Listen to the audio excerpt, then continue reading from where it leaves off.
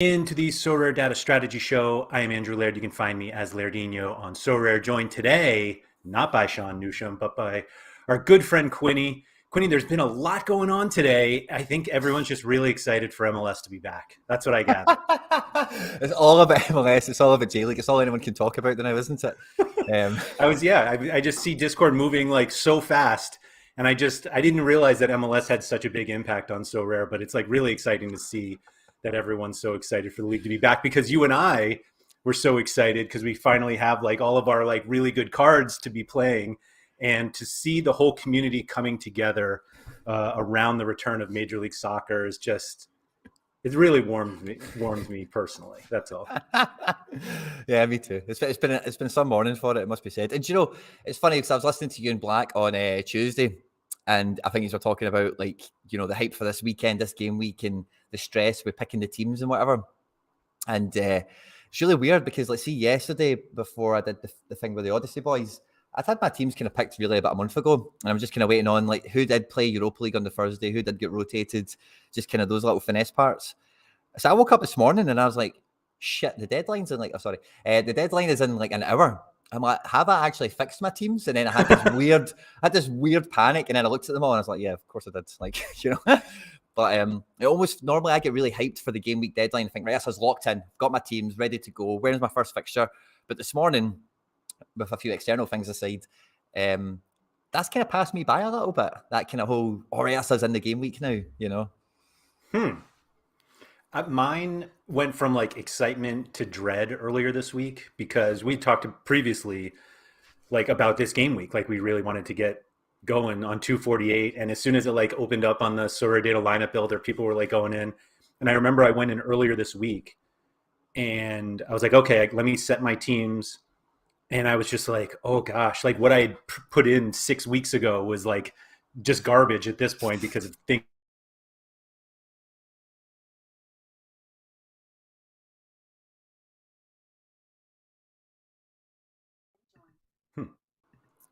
I don't know what happened there. I think we cut out. If anybody's still in chat, can tell us if we fell off or not, but it looked like we fell off. But anyway, It's all trash now after 6 weeks. yeah, and it was. And so instead of just adjusting my teams, I literally just cleared everything out, and I was like, let's start fresh. And then I was like, oh my gosh, there's like so much I need to look at. And I just like, it went from that like excitement of like all of my cards to oh no, now I have all this work to do. And I finally like set all my teams last night and got really excited again. And then when I saw them, going, now that I have like my live lineups, I'm like, okay, 248 is here, and it's just nice to be able to have like real cards again. One thing I want to say, actually, I meant to bring this earlier up. Congratulations, Mr. Laird. Fantasy Sports Writer of the Year. Thank you. What an award. Congratulations, my man. Wasn't it see that? Was it last night? Or last night? Yeah, yesterday. Yeah. The Fantasy Sports Writers Association is a very US-based group, and thankfully there's a lot of good fantasy soccer writers that are not in the US that don't attempt to get into this one. So thankfully You're too humble. The well-deserved award is rather light. So thankfully for that. Before we keep going, thank you to everybody who is joining us live. Mike Bassett, I'm going to shout you out first, even though you admitted here that you were not first in the chat. Amon beat you to that. So thank you guys for coming in. We've got Steven, Hudson Sin, David Taylor, Misaki, good to see you. Josh Forth, Bob Flynn, Bald Sherlock, Kicks and Dribbles. Wow, everyone's here. It's awesome. It's party time. Haji's, Connor, good to see you guys. Again, thank you for coming in. Andy is trying to get us to talk about Ladero. That's the last time I'm going to say that name on this stream. But thank you. If everybody could just hit the like button, that would be very appreciative.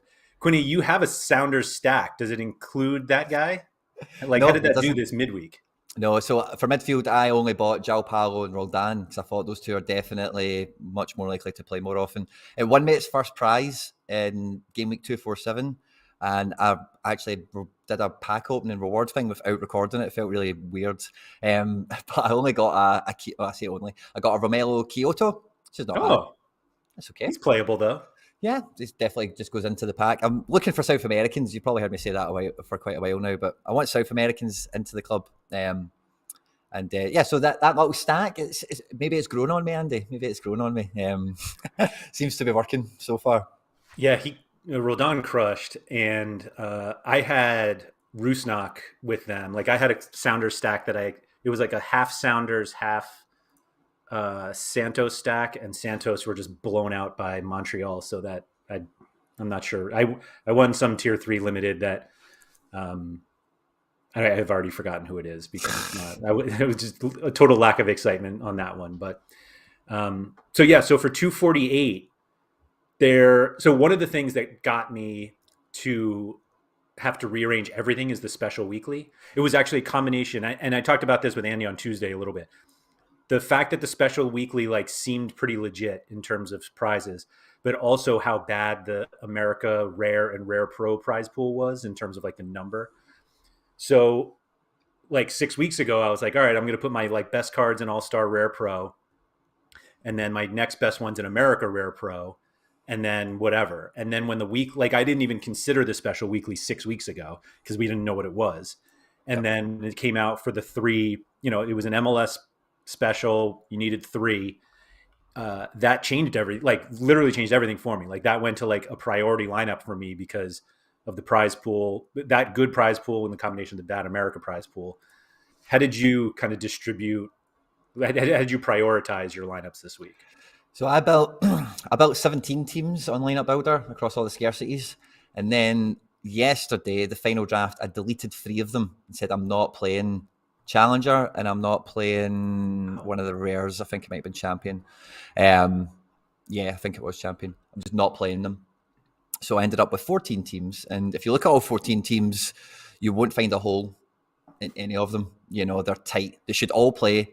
If I get any DNPs, I'll be outside of MLS because it's day 1 of the season, But I will be very frustrated and disappointed. So I kind of going back to type a little bit and a wee bit more, just make sure the lineups I'm getting out are strong. But with the special weekly, what that allowed me to do is pile in all my spare MLS super rares, basically. Or I say all, but Cabral and Hernandez. And then I felt obligated to play Saka and Key because they weren't making it into the global teams this week. Sure. So, and subsequently, if you look at my Champion America Pro team, I'm expecting people to be thinking like you, that it's a crap prize pool and they don't want to fight for it. And I'm throwing out the new Koku, aka Nicholas Acevedo, along with the future Golden Boot winner this season, Joseph Martinez, Captain Zella Ryan, and then my solid backline of Johnson and Robinson. And hopefully, that's really strong. Yeah, because again, sometimes the advantage is just, let's say, it's not about having 17 teams out and rolling the dice on 17 times. Well, those teams I deleted, one of them I couldn't get a midfielder for love nor money. Another one, all of my strikers were questionable. Another one, the defender was too good to be in that team in the first place. That kind of thing. Yeah. So it's just just delete them and then make everything as good as you can. And this is what I've ended up with. And I don't mind being confident in this game week because I've been preparing for it for so long. But if I don't do what you did last week and get a rainbow, I want a limited, I want a rare, and I want a super rare reward this week. I want a wee rainbow. If I don't do that, I will be disappointed in the club, and there will be extra training sessions and probably boot camps. That's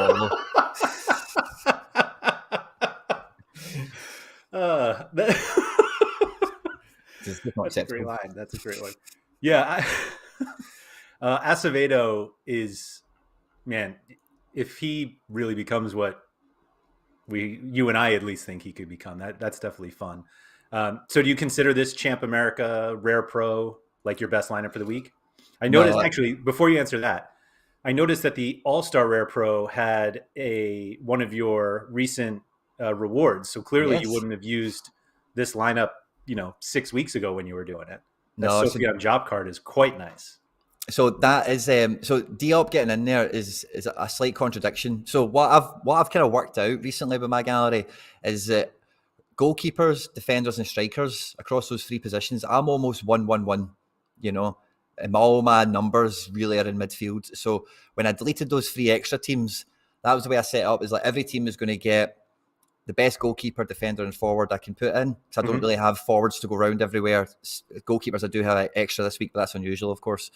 And good defenders that will play, have a nice enough fixture to make it worthwhile anyway. And then from there, I just filled in all the double midfielders. And Diop got in just because like he was the best fixture at home, and his AAA game for a wee, same as Chukmeni. He's got great AAA game on top of those occasional decisives. Diop's a wee bit more occasional Yep. than Chukmeni. He's But got they the actually, same. what I thought you were going to say about that team is the three in the middle there. They're all under 23s, and I thought that would be what I'd get stick for, is playing these guys in global rather than U23. It's Um, Yeah, no. The only reason why I won't say anything about that is because I did something similar, and it ended up being. Let me see. I'll try to pull up mine, but I don't want to say it was like a leftover. But you and I have talked about this previously, and I've said it to others that I gave up on Challenger. Um, your on pro Challenger. team, your pro team definitely says that to me. With Yeah, so I don't want, like, I had challenger goalies and I was like, you know what, I don't want to compete with all the Ajax players, and so I made Challenger um, Euro Rare is a strong team, Andy. The rare one's good. so this is my challenger Yeah, Europe team, which is, if you notice, a complete, like, all five under 23s, nice. and these are the under 23s that I didn't put in my actual under 23 rare lineup. So those listening, I've got Fabian De Kaiser, Malasia, Vinicius Souza, Jesper Karlsson, and Rio Hatate.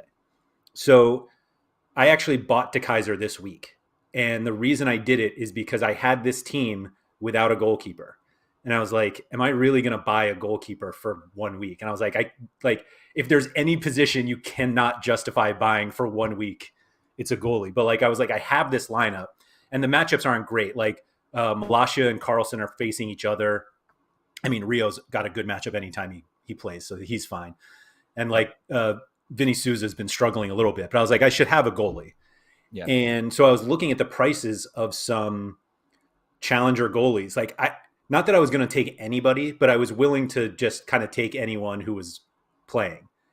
And De Kaiser is U23, obviously. He's like recently the starter. John Nellis favorite, obviously. Sean likes him too, Woo. and or has him too, excuse me.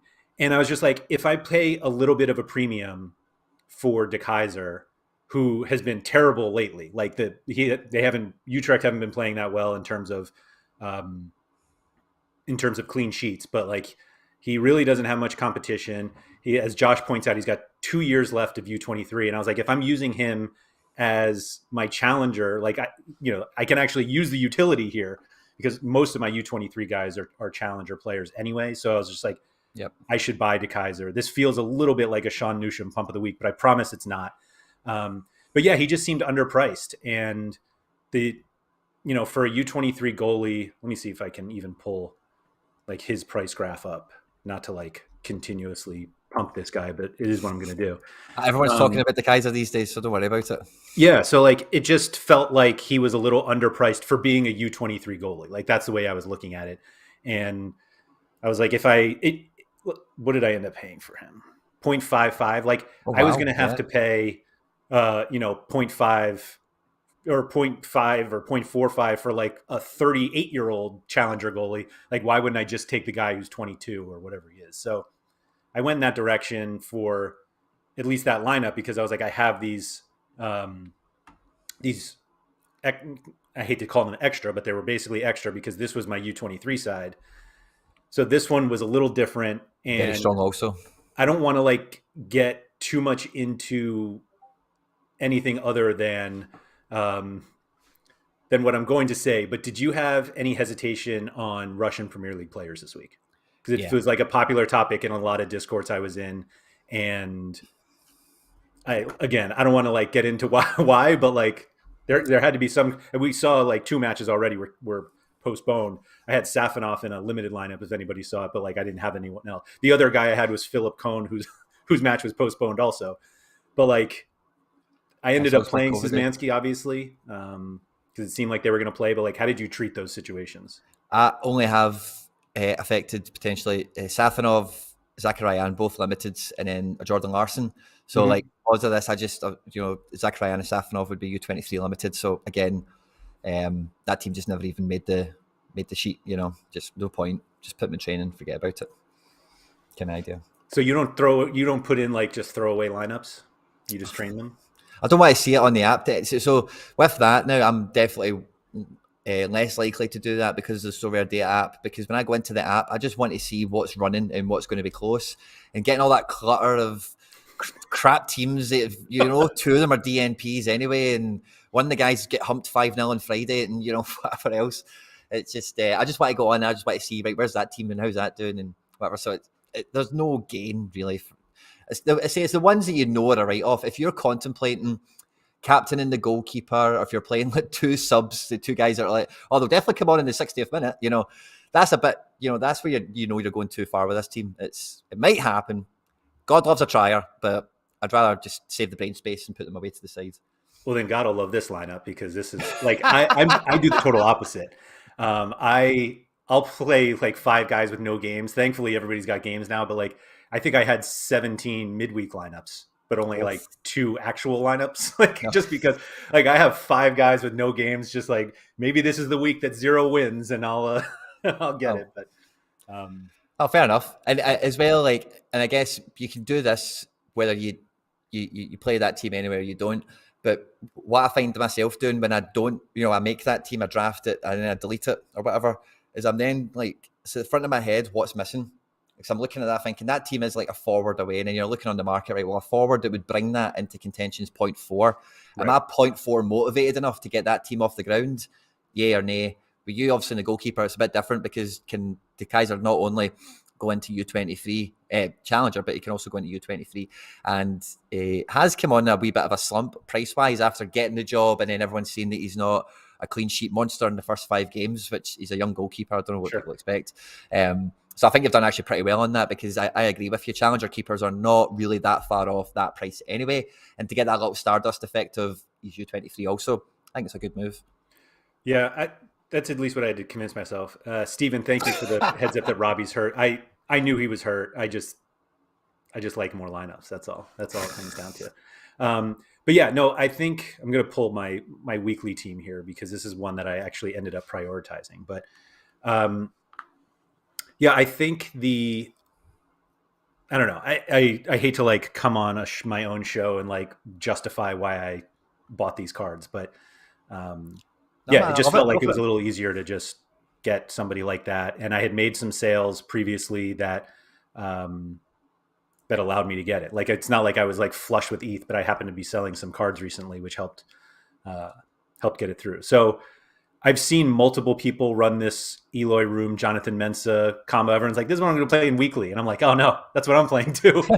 But yeah, like this ended up being like a priority lineup for me. Otavio's a player that I had thought about selling for a while because I was playing him with Luis Diaz. And I was like, well, Luis Diaz is dead now, except now that he's just like churning in Liverpool whenever he plays. So he'll stay. But yeah, like given the prizes that the weekly was putting out versus like the America teams, and obviously Otavio and Moses Simon are not going to be America players, but I don't know. I decided to go for it, and it somewhat worked last week. That Robbie card that everybody was noticing just before I won last week in the special weekly, because I had 5 terrible guys, the 5 under 45 or whatever it was, and some of them hit. So that worked out. But yeah, I think my hope is that a lot of people did what you did and they just threw extras in the weekly, and that because I prioritize it, I can hopefully get something out of it. Although it did kind of mess up one of my plans. Like so I sold Stefan Fry last week. I bought one in December and then I sold it earlier this week. And I was like, or was it this week? Maybe last week. And I was like, I need another MLS goalkeeper. Like, it was one of those, like, I sold it, but like I didn't really want to sell it. Yeah. I wanted to keep the card, but I also wanted to sell it. And so it ended up selling, and it sold. Oh, it was definitely last midweek, excuse me, because it killed one of my lineup. Like, I had him in a lineup and I woke up too late because the deadline is 6 a.m. for me. And so it actually killed an entire or Rare Pro lineup that I had. Thankfully, it wouldn't have done anything anyway. But I was like, I need another goalie. So I picked up Room, who I think Sean and I had talked about previously that we thought was a little underpriced. And Okay. then this week I bought a Mensa Super Rare because I was like, I want to play that in Rare Pro, and I'll just Nice. play the two of them. But I ended up using the Mensa, so I didn't do that this week because of the weekly. But I ended up, where did I put? So there's the Mensa Super Rare that I have in Rare Pro with Clement Jop, Nice. Reynoso, Kellen Acosta Super Rare, and Gustavo Bu. It's kind of like just a weird lineup, but like I assume regularly that Jop will be room, and Yeah. Reynoso is probably Zellerian, like Zellerion, excuse me. Like I think I stack more than you do. I feel like you don't ever stack. Um, Accidental stacks I'm down with. If I yeah, end up to have like three of them anyway, like brilliant, you know. But yeah, it's definitely not something I target. yeah. But I was just thinking, like I kind of happened into a happy accident stack that, similar to what you've got with your room and your super rare Mensa with my Oblak and Trippier. And all the guys in the live chat love calling that Obliate or Triplac. And I think for your one, we have to call it men's room. 100%. It has to be called men's room. Yeah, that's done. You better copyright that very quickly. Your men's room. That's perfect. That's a great It's one. lovely. Yeah, So the first thing that popped into my head, sorry, I had to say it before I yeah. forgot. So I literally can't ever not play them together. The men's room. So thankfully, I'll forever just get them back on the room. It's too bad I can't reorder the defender first to get the name. But yeah, Yeah. like that's basically what I wanted to do. So was there anything that like what was the biggest change when you did your lineups this week that you thought would be set for like when you did your lineup 6 weeks ago? Was I there put more. anything that you did this week that you were like, oh, let me not do that because I I, can do this now? I was well more conflicted with under 23 super rare than what I thought I would, because again, I know probably most people wouldn't have looked at this, but the podium on U23 super rare is all tier ones. Normally it's tier one for winning it, maybe tier ones for first and second, but the full podium is tier one. So that's like, you know, Ooh, it's a 33% uplift in tier one payout, sure. you know, and for the numbers we're talking about, that can become appealing, you know. So there's only like 100 people in the tournament. So I tossed and turned between having Barco and Illich in midfield and Machida in defence, or the three guys that I've ended up with here. So I really did sway around with it. And I ended up, as I say, putting, because Machida just ended up being my best defender, and I couldn't then justify having him in not the best team Yeah. ultimately. So Machida comes out, Harwood Bellis comes in. He's got AA game that can Yeah, make he's been that doing work. well. You know, so I'm not too scared that it's away to top of the table. Um, and Barco and Ephra have kind of got on a plateau with each other. If Ephra starts against New York, which I suppose he looks like he will, Barco's maybe a bit more likely because he's getting minutes and form's about to come, I feel. Yeah. And Tonali and Illich are relatively interchangeable, but Illich's fixture, Verona are at home to Venezia. As we know, Verona love to score goals, and as we know, Venezia love to concede goals. So again, he couldn't not go into one of my best teams, you know, so he ended up being in U23 Pro with the Barco. Yeah. So this was this was probably the main conundrum I had, was, do I really buff that up and make it like kind of my best team? Or so again, deleting the teams then forced me to pull Machida down and forced me to pull this guy down because I was losing, because I was spreading them out everywhere. Right. So that was the main issue I had on deadline day, if you like, in terms of where my decisions lie. But I actually ended up going way stronger in Champion America Pro than I actually thought I was going to. Joseph started off in the global team, but the revelation of the Machida being the best defender then squeezed him out super rare wise. Yep. So there's actually, there's a few different ones. As I say, I'm super hopeful that I can get a prize of each colour this game week, and particularly my my pro teams in America, U23 and global. Like, I really do expect them to be fighting, like really do, this game week, because I feel like a lot of them have got America to a side again because it's day one of the season, but the U23 and the global teams, like the forms there, the track, I feel like selecting these players now, you've got a lot of information on your side. You've got a real good finger on the pulse with, you know, Wirtz's form this year, how good Leverkusen have been, who's the key players, what kind of style they're playing, etc., that kind of thing. And the main priority kind of, as I say, became, when I was kind of realizing everything, was I don't want any of these teams to have a random flop of a guy that lets me down, or a DNP, because I've been waiting for this for so long. Minimize chances.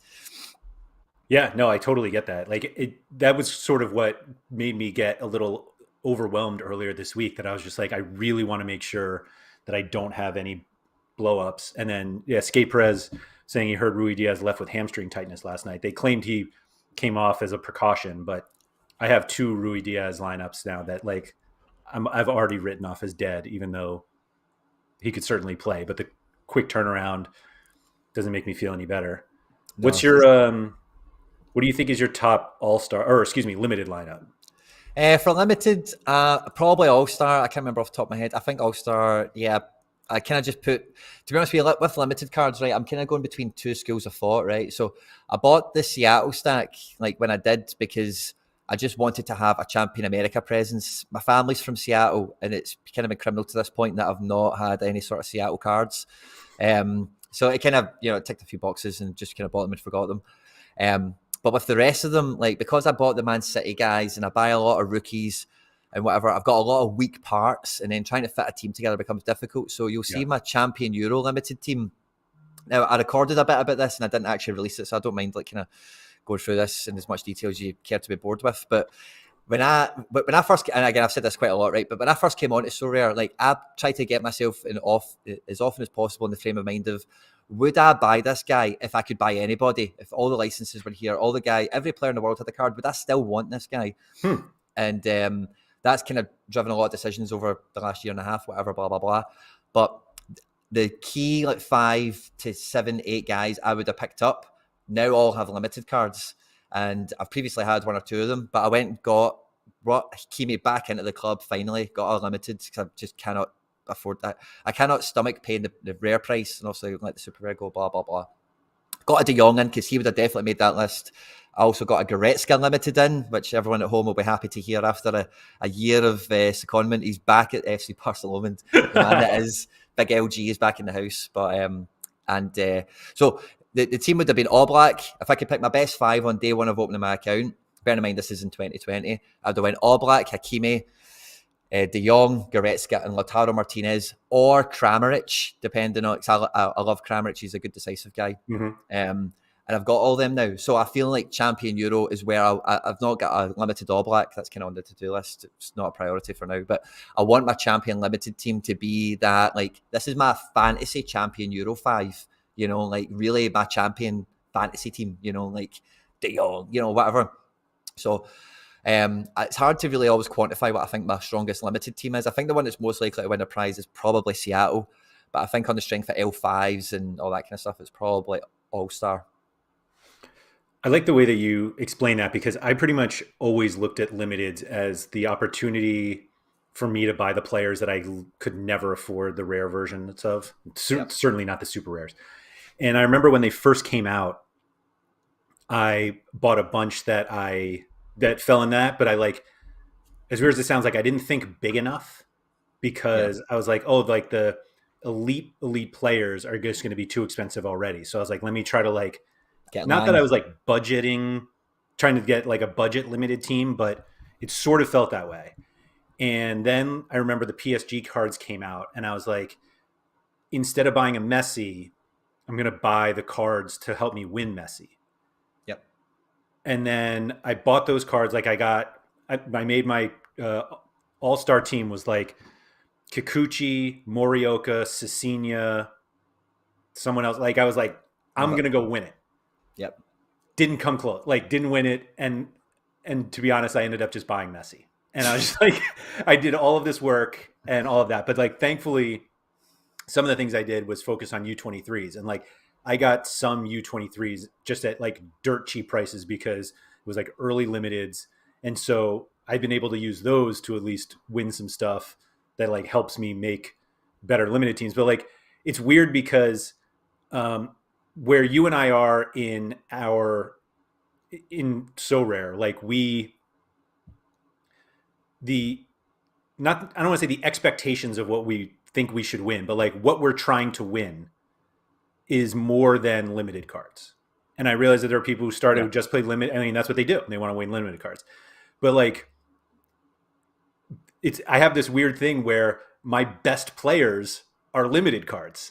So I get like really excited about my limited lineups because I'm like, these are the guys these are the cards I want in rares and super rares, but I don't have them. So it's like, I put so much effort into my rare and rare pro lineups because like those have the highest in terms of like monetary reward upside. Yep. But when I see my limited lineups, I'm like, man, these guys are good. Like this is fun. Yeah. And so it's given me like this cool like combination there. But like, so this challenger one ended up being a throwaway. But like, The top one, there was just on screen there, looks dangerous. The one with Cecilia and yeah, that's to start at least. Sangar, Mm-hmm. Diop. Yeah, it looks like a And fun I got team. these guys like, I mean, for what they are now, like literally like Pennies. 10% of what they are now. Yeah. But like my champion Europe team is the one that I like really like the most. Oof. And it's only because of Messi and Neymar. And I bought Neymar when he was hurt. And I had this like theory that when champion Europe, and I'm still testing this out, and I tried that in rare and it's been a total disaster. And so, but like I bought Neymar cheap and now he's back, and I bought Messi and I was like, so I didn't, so all the cards that I bought to win Messi, I didn't win Messi, but I won rewards that I sold that I then used to get Messi. Like that's how I justify it. But But you this is the still could lineup win that, like, Messi. You still have Cecilia. You still have a few of those guys. right. Yeah. So like I still have that, thankfully. So, but like, so this is the lineup that I get the most excited about. But like also, it's the one like this was the easiest lineup to make all week. Like Yeah. Nubel and Maripan are the only champion Europe goalie and defenders I have.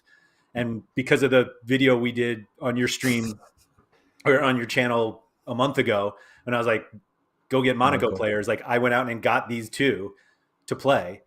And then this Hoffman card I have was that admittedly was a just before the game week, I need another champion Europe midfielder.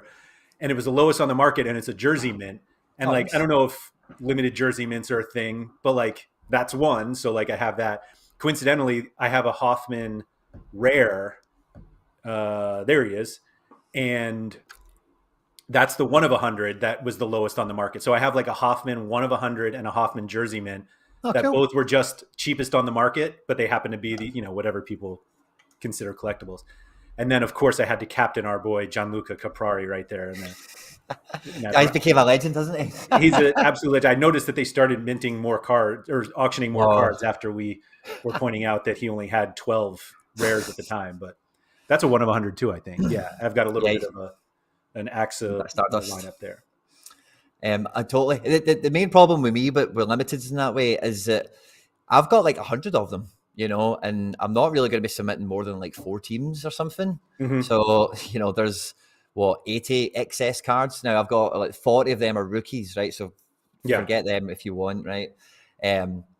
So they do need more utility, which is partly the reason I'm so excited about all that special weekly stuff that came out yesterday. I thought that was a great really bit of cool. news. Some people were a bit upset by some of the stuff in it, but I've not looked into why or anything, but I didn't see anything. I can't imagine what there is to be upset about it. Like limited cards can win uniques. Wow. I think tier 1 unique. Yeah. I think the negative response was less about the weeklies themselves. And it was more like, why are you doing this, but not fixing this, something else. And so a lot of them was just the super rare D2 prize pools that continue to kind of lack. And now we're giving around tier 1 uniques to limited cards. But yeah, I think it's awesome that they're doing that. And I was kind of saying like fixing, if you had 2 options of let's give uniques out in the special weekly where people with limiteds can win them versus fixing division 2 versus the super rare prize pool. Like if you're looking to onboard like as many users as possible, giving away the most expensive cards and being able to win them with the cheapest cards is the way you get more people to join. And so I think it's great. I think it's nice that they like announced it ahead of time. The funny thing will be when people buy guys who are like under, I forget what the average was, under 45 or under 50. And then they, they bang 100 and now they don't qualify anymore because you bought them too far ahead of time. But yeah, I think it's great. And I know you and I have already talked off camera about doing some fun stuff for heading into those things. So for sure. I was on the Penfence's stream earlier on, and he said that people were worried as well about getting caught up in a bubble. Like, oh, you buy these limiteds for this game week and then something happens. But, I think, and again, if that is a concern, like there's probably going to be like 10,000 people enter that special weekly. If you think you're going to be able to like gamify the market and know what limiteds are the apex predators for that special weekly, then you're setting yourself up for failure. Like there's going to be like 10,000 people and they could buy a full limited team for this. It's not like, oh, I've only got this team or whatever. You could go get Messi, Neymar, De Bruyne. You could name it. You could get the best 5 in the world, pop them in. With one of them DNPs, you're not winning. So Sure. like it's proper fantasy football when it gets to that level, where maybe not proper because obviously there's still a pay barrier as such, but it's the same as us talking about the champion cards. Like that's a fantasy team. That's like if I could pick anyone and put them together, fantasy, and then that special weekly, that opportunity is there for more people. It's not the rare, it's not the super rare where you need to have been here for longer and got the auctions when they came out or whatever. You could go and get like really anyone off the limiteds to play that special weekly, budget aside, that you want.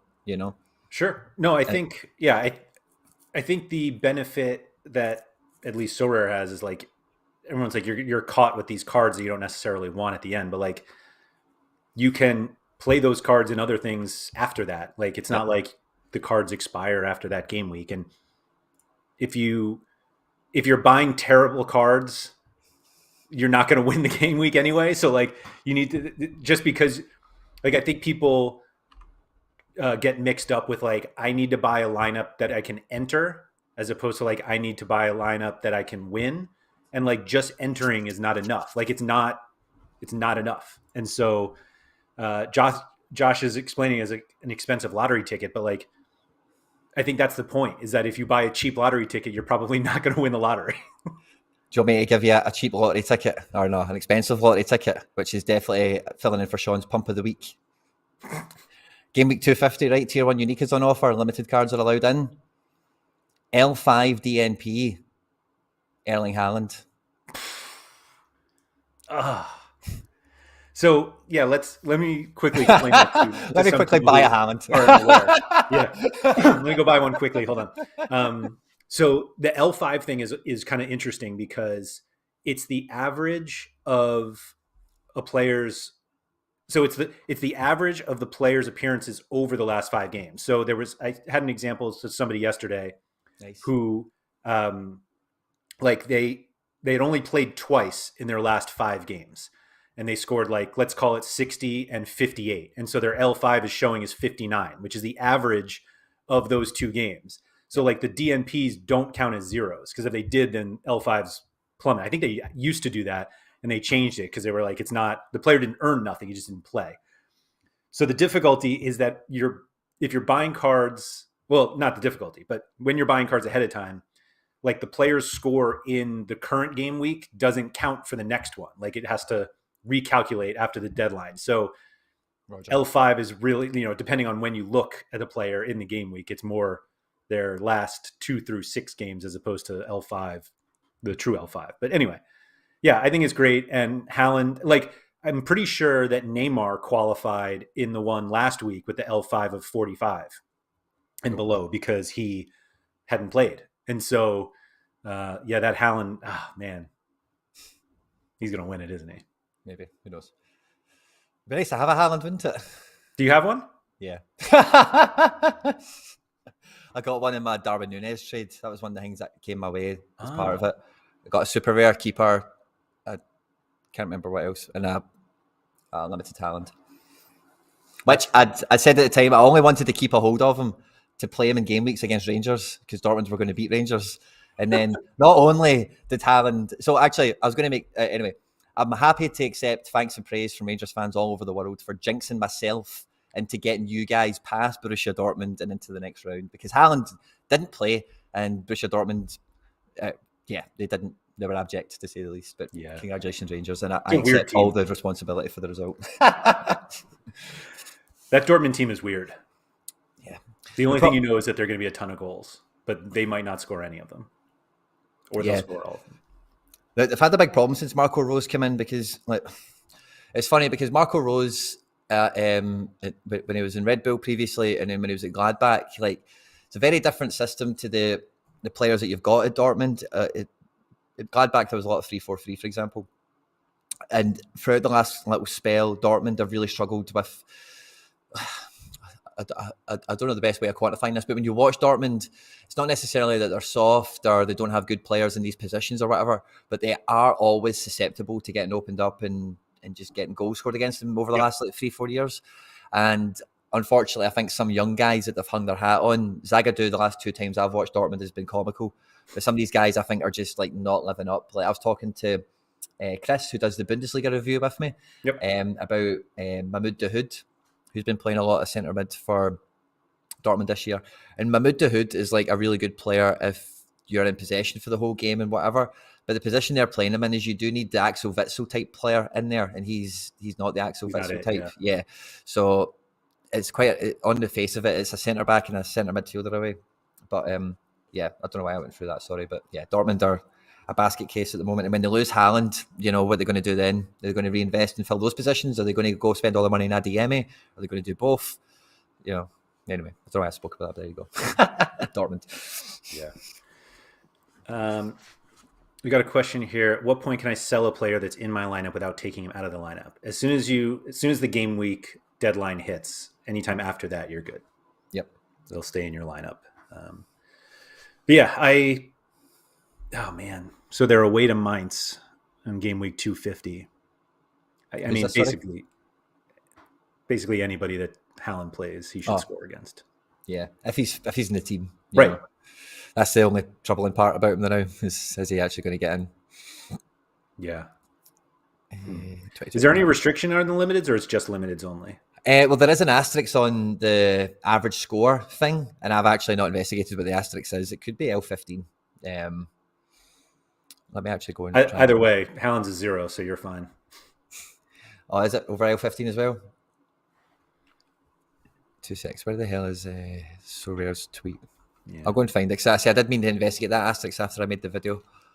But I had the Sorare Odyssey guys in last night. I had to like put the camera over there and put a second mic up and everything. And so it actually takes a lot more work than you might think, to be honest. It's all work. That's all right. That's still wild to see that 265 ETH on Haaland's page. It's mental, isn't it? Oh, Thomas Bradley saying the asterisk was just to confirm it's L5. Is it L5? Yeah. Okay. Oh, it says me checking it then. Yeah. Sorted. I did mean to check that. And I seen somebody else, I think on Discord, when I was kind of popping in to check in to see what was going on. I think somebody had said something about, or maybe in a comment, somebody was asking about L15s. I think that might be on a different game week, but I think on one of these ones, it's a broader score and it's maybe like L50, below 50, L15 or something. Maybe. I may be getting that wrong, but I think that came from somewhere. Yeah. It's Erling just Haaland is trending on Twitter. What is? Erling Haaland. Must be a lot of people watching the podcast this week. No. Yeah. Erling Haaland for Special Weekly trending on Twitter. There you go. No, I mean, you have to imagine that if he's back, whoever has him should jam him in there. Like, I can't imagine. I mean, the prize pools everywhere else will have to be so good for you not to prioritize the Special Weekly that week. And it is kind of weird because like I have this like spreadsheet where I try to basically like plan out my teams. Like it's not like I have like 5 guys that I play in U23 every week. Like I showed you, like I played those extras in Challenger and whatever. So, Hudson saying game weeks 252 and 253 is a max average of 50. 253 is a midweek, so that'll be fun. Champions League, maybe. I don't know. Yeah. But anyway, so I have this spreadsheet where I have like basically the team, like my top team, if everybody has, the right fixtures, and then I have like kind of like a depth chart. But I don't have the weekly in there. Like I don't consider the weekly, so it's like I at one point was like short of goalkeepers for a while, mostly because I have like a ton of MLS goalkeepers. And like I was saying, I just bought that to Kaiser just to like get some more European lineups in. But the Special Weekly is now like another one that if they keep this up, and Andy and I talked about, the fact that they could make the weekly so much better weeks ago. And if this becomes like a regular thing, then those who like to enter wherever they can, like you need another full team And when I say you need another full team, it means you need another goalkeeper in order to play the special weekly. It seems like they're completely done allowing commons in there because they can allow limiteds. But I don't know. It's like, I think that's only true if you plan on. So for example, let's say you've got 8 goalkeepers, and kind of like we were chatting about earlier, your 8 goalkeepers, depending on regions and fixtures and whatever. Let's say realistically, you're only going to get 6 teams out between Rare and Rare Pro, Global All Star in a region. Just say, and then you've got 2 guys that just don't make the team for whatever. I think that's where the special weekly comes in handy. But sorry, I kind of started that off well and butchered it, right? Let's say you've got 8 keepers and they all play, right? So 2 regions, global and U23, and then the special weekly opens. I wouldn't see it more as a motivation of like, oh, I need a 9th keeper now, but it would be more what keeper is in the weakest team. yeah, He's going to leave. That challenger rare team does nothing every week. I'll just put him in a special weekly, and then if you've got other spare parts flying around anyway, that. So I would just make it. For me, it would be more a case of it would replace something else in the pecking order rather than it being an additional thing. I also don't equate for it in depth charts or anything either. yeah. I mean, it's just too at this point. It's just too unreliable to do that anyway. Yeah. But it's funny you say that you would take the weakest one. Like this lineup here, this All Star Rare Pro lineup that I have: Adon, Rare, Fidal, Super Rare, Rusnak, Super Rare, Gil, and Vela. Like this is what I consider my best lineup.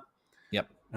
Sporting have a pretty good matchup. Fidal is pretty awful, to be honest, for a center back on a team that dominates their league as regularly as Sporting do. But I was like, They can have. I considered playing this in the weekly, and I was like, I think the upside is higher in All Star Rare Pro, even though I can't win Super Rares. Like I think realistically, I wasn't going to win. Like I think the Tier 2 rare that I hopefully win in All Star Rare Pro is going to be better than the Tier 3 rare that I likely slump into in the weekly. But I was thinking the opposite of like if the weeklies are that good, if a unique is on the line, like do I actually, instead of entering with my last goalkeeper, do I enter with my first one? And I mean, Well, I only it say doesn't that always because work like that you make everything worse, but it feels like you're making everything worse at that point. But if you're going for like the best prize, maybe that's what that's why I was thinking like I need another goalie, less for the weekly and more to plug in the last lineup when everything else falls down.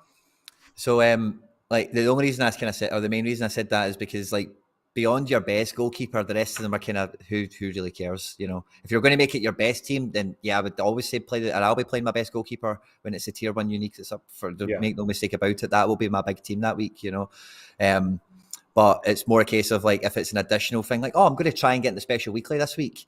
I wouldn't go and like I need keeper number 9. I would just replace that with the division that you're doing the worst in terms of the goalkeeper that you pull out, as long as it fits the criteria for whatever the game week is. And that's part of the reason you can't plan for the bloody things, because sometimes it's like Japan only or over 35s or whatever. Yeah, it's weird to me that they didn't do a J League or a K League special weekly.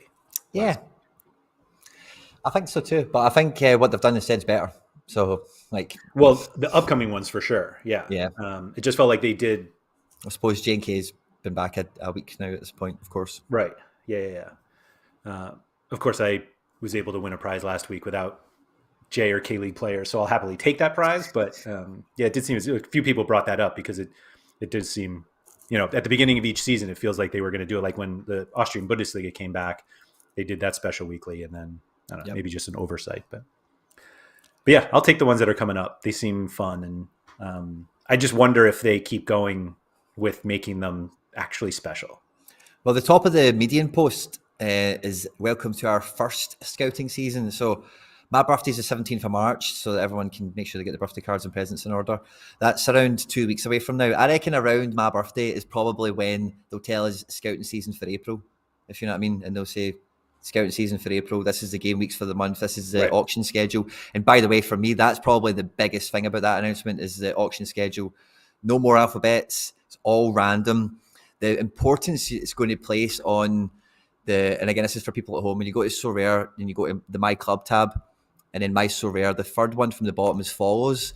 That's all the players you follow on Sorare, and that's what dictates the filter on auctions for your favorite players. Yeah. Monitoring and maintaining that list. And that what I mean by that is not just adding people to it, but also trimming people that you don't have an interest in anymore, is going to have a new importance that it never had before, because you don't know when those rares are going to get auctioned. You don't know that it's that they're on P's on Wednesday and it's all the Pedros and you're after a Pedro Concalves. That's all gone. That doesn't happen anymore. You're going to need to wake up at 5 a.m. now. Sorry, pal. Or you're going to need to.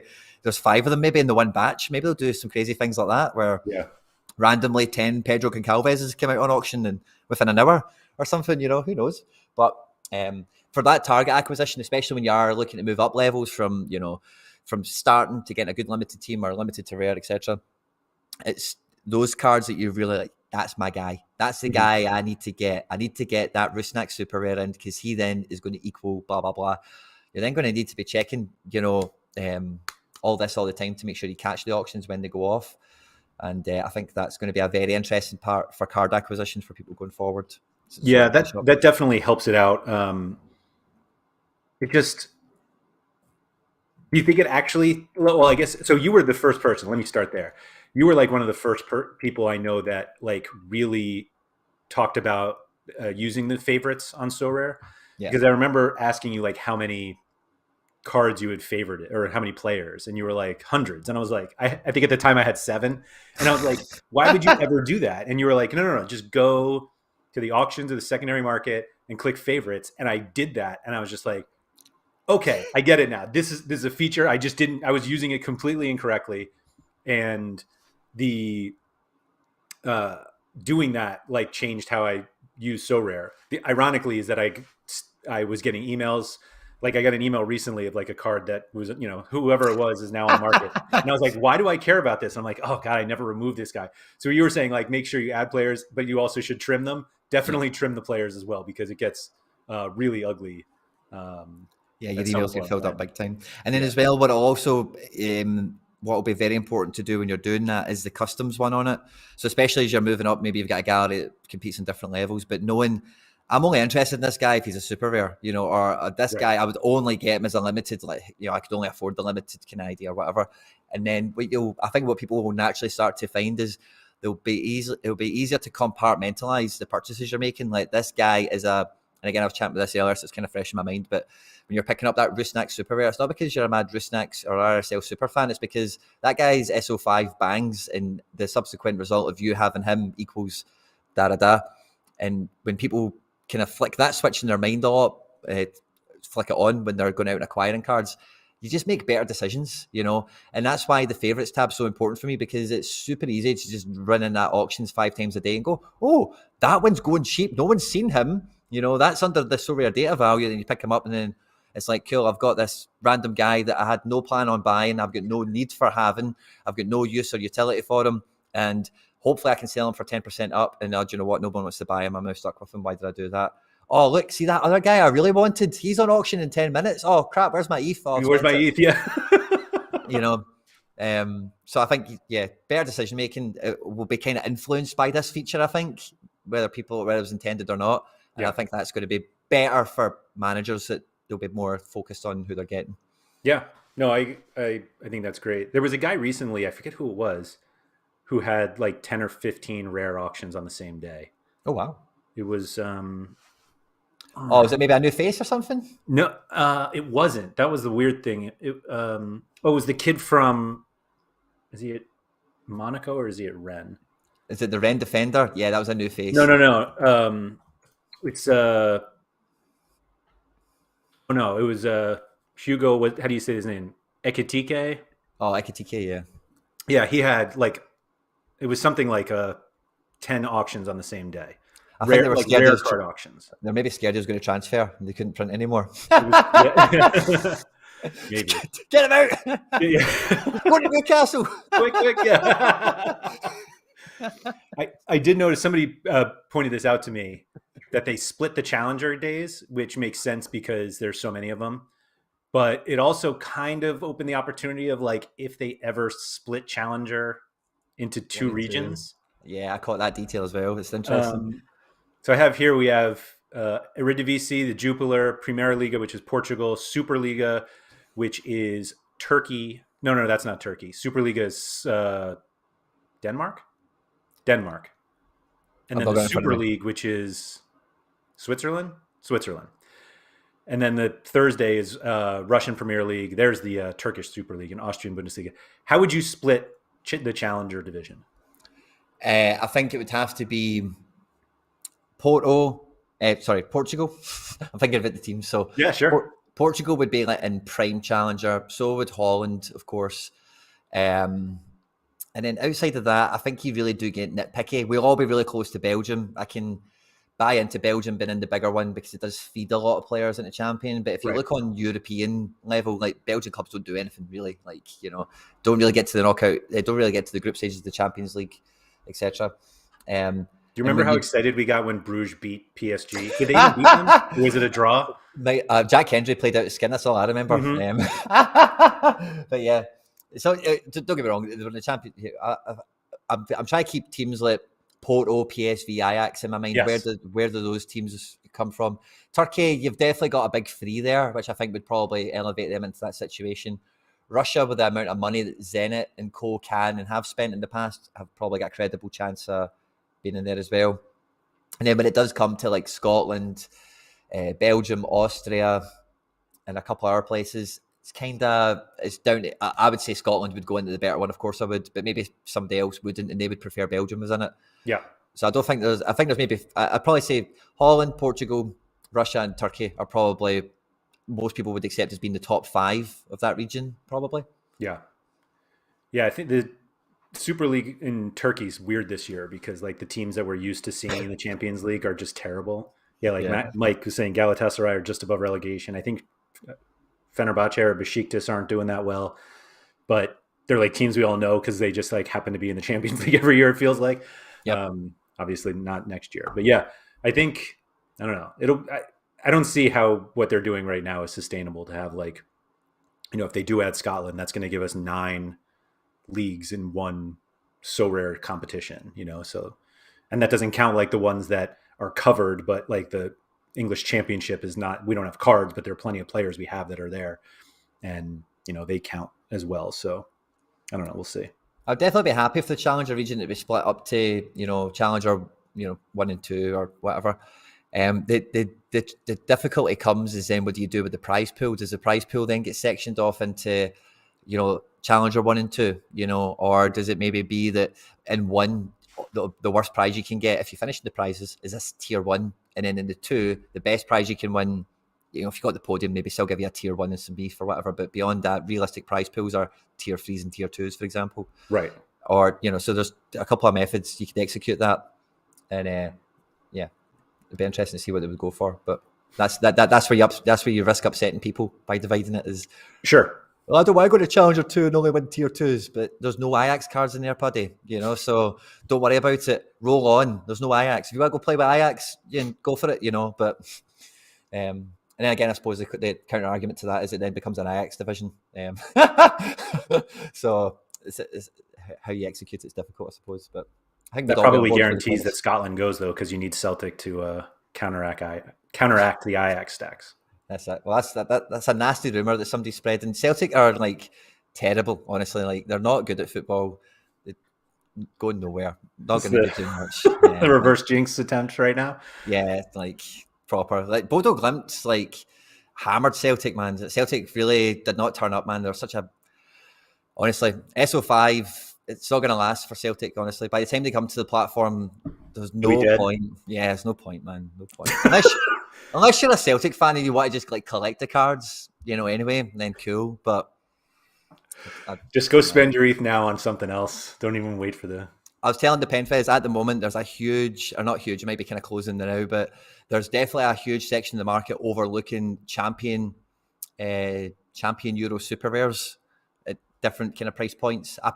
Listen to this, Laird. I picked up a Philip Kostic super rare 4 days ago for 1.3. I could not believe my luck. And some people at home might be thinking that's a lot of money, but for a Kostic SR, I'm well chuffed with that. And I've got some other guys recently that I think are quite well priced. But I think a big part of that is because of all the hype with MLS and whatever.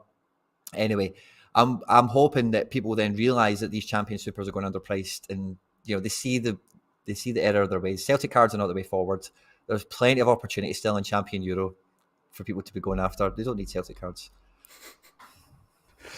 I don't know how I'm reading this, but I'm just reading this that I should spend my money elsewhere other than Celtic cards, which is probably. I mean, I had no intention of buying them anyway, but I Good. will say that we've Don't buy looked them. into the stacks, and Celtic are the only team that can put in like 5 players that they don't match Ajax at all, but at least they compete with everybody else. That um, I don't know. I love Celtic. I just don't want anyone to buy in their cards. Right? No, I get it. I get it. Except me. The truth comes out. That's fine. Aye. I just didn't want you being. I didn't want you to think I was being serious. Sorry, especially after the whole Marseille debacle. I'm very conscious of of what Andy spends his money on. I'm too easily. And you know what? I'll give you a heads up, right? So you can prepare, right? But I've got a rebuttal ready for this whole Marseille flack I've been taking, thanks to my good friends at SorareData. There's a feature called Concepts. I'm going to get to the end of February, Laird, and I'm going to put in the Concepts the team that I picked. And I guarantee you, it's going to be a decent. February's not done. You know, we've still got a couple of game weeks left. Yeah, they've got a great matchup this weekend. I'd have sold the cards by now, but remember, I'd have sold them in the Claremont match. Remember? Sell them into that Claremont hype. Yeah, I just wish I had gone a little stronger on my own Monaco thoughts than, selling out my kids' college fund for Marseille players. But it is college isn't for everybody. So yeah, 250. I'm seeing here max average score of 45. What I also like about this payout structure for the special weekly, to go back to there for a second. Yeah, sure. What I thought was very strange, and I've always thought this was strange, is that they were using the special weekly previously to like basically dump the tier 3 super rares that nobody wanted to buy.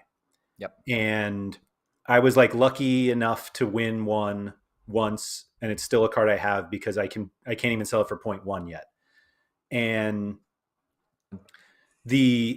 what I thought was so strange is that the prize pool is like tier 1 super rare, tier 2 super rare, tier 3 super rare, tier 3 rare. Like the fact that they're not giving out any other rares, and maybe it's just a rewards number thing, but it just felt like such a huge jump. And I like to see that they're giving out limiteds now in these upcoming ones. But again, they're like tier 3 limiteds. Like there are definitely enough limiteds in the tier 2, tier 1. I don't think we need stars, but like the weird thing is that if you ordered the prize pool distribution in terms of like what cards are actually worth, like you would have the uniques to start, and then you'd have the tier 2 super rares, and then I think like tier 1 limiteds.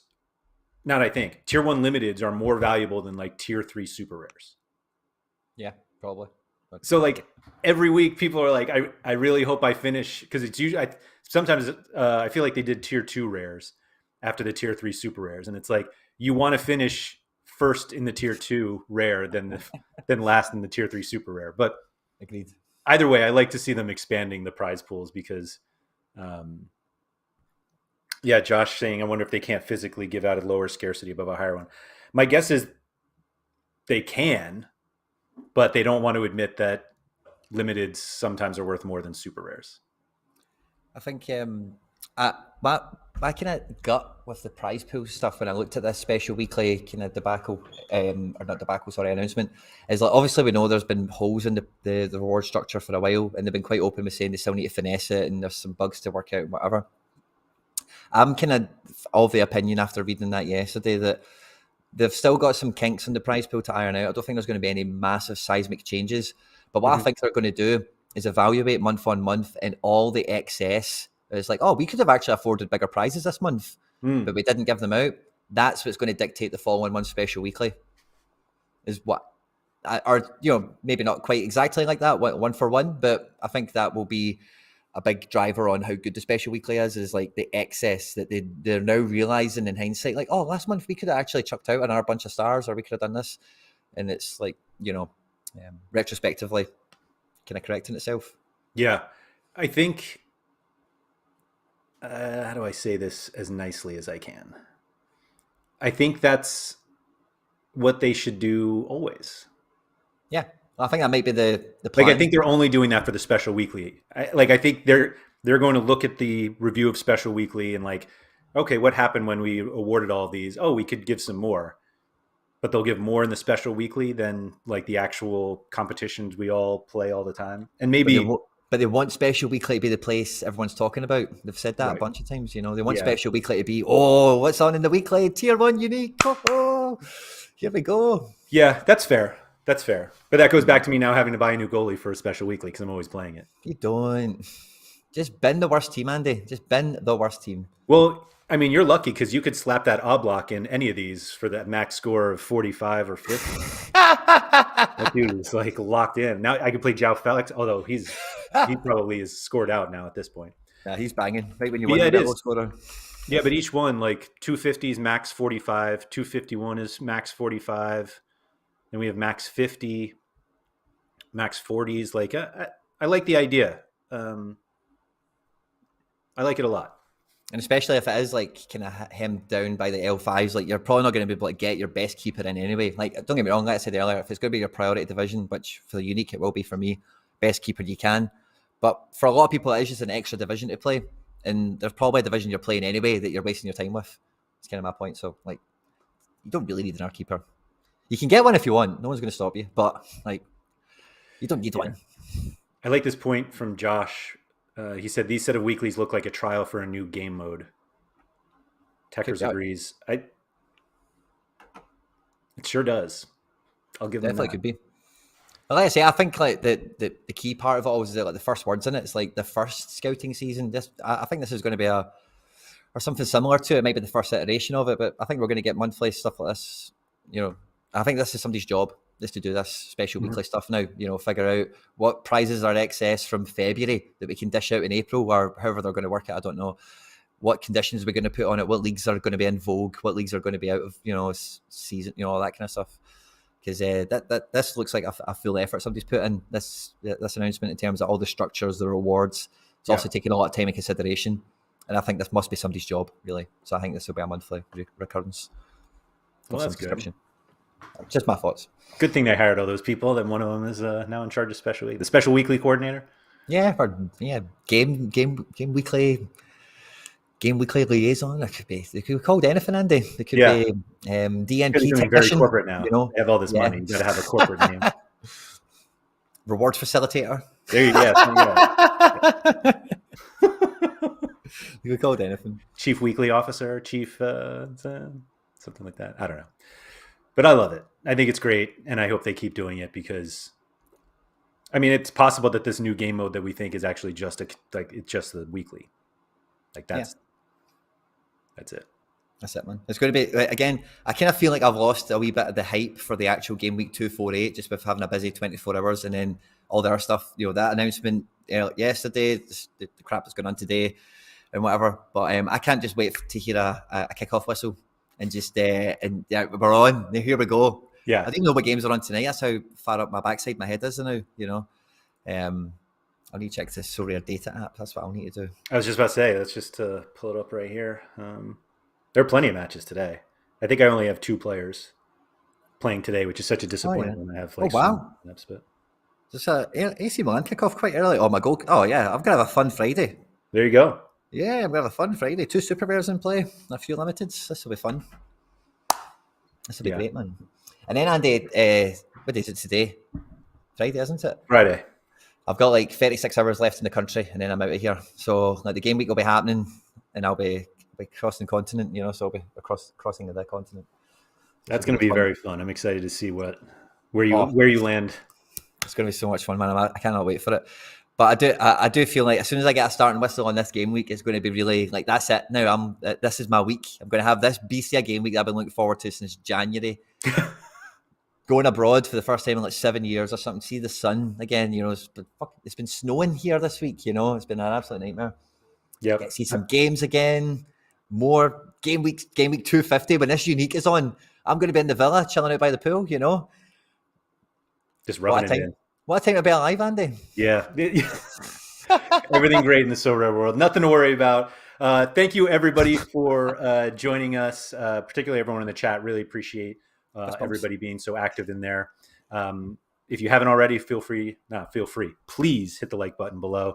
If you're listening to the audio version, if you could just rate and review it wherever you listen, and obviously subscribe wherever you guys take this in. So thank you for that. Sean will be back next week, but this is obviously not going to be the end of when Quinny is going to be on with us. But obviously he's going to be away for a little while, so it's going to be a little bit. We'll have to pepper him on questions of the trip. But Quinny, good luck this game week. Good luck with your trip, and You too, thanks man. for joining us today.